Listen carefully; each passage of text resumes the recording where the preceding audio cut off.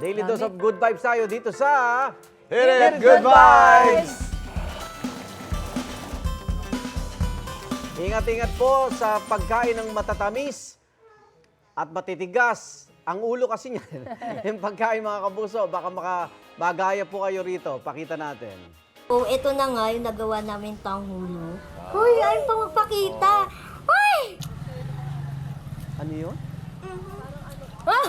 Nako, Prutas na balot sa sa aso. Habang kumakain kasi, uploader ni si Cassie ng tanghulo o yung candied fruit. ayan. Biglang dumikit yung kanyang postiso. Pasintabi po sa kumakain, ha? Natawa na lang po siya sa nangyari. Ayan. Kami rin, Casey, napatawa mo.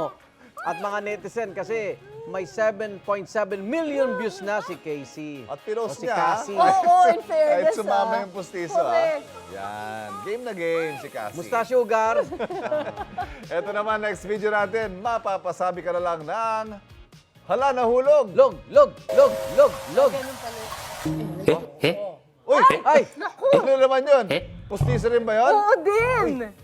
Yan ang viral video ng criminology student na si Jasper. Ang kwento niya habang ginagawang lift the wheel with push-up sa kanilang unity game, grabe raw ang bigat ng gulong na bubuhatin. Oh my, at sa sobrang hirap nga raw ng challenge, napasuko na pati ang kanyang pustiso. Nagpalakpakan pa nga ang mga schoolmate at instructor niya sa sobrang tuwa naman sa kanya. Pati ang netizen sa tuwa na may 4.6 million views na ang video na ito. Wow. Pustiso malfunction yung mga Medyo yung team natin for today, I'm seeing a pattern. Para sa iba pang mga nakaka-good vibes, balik kayo sa dentist nyo. Oo.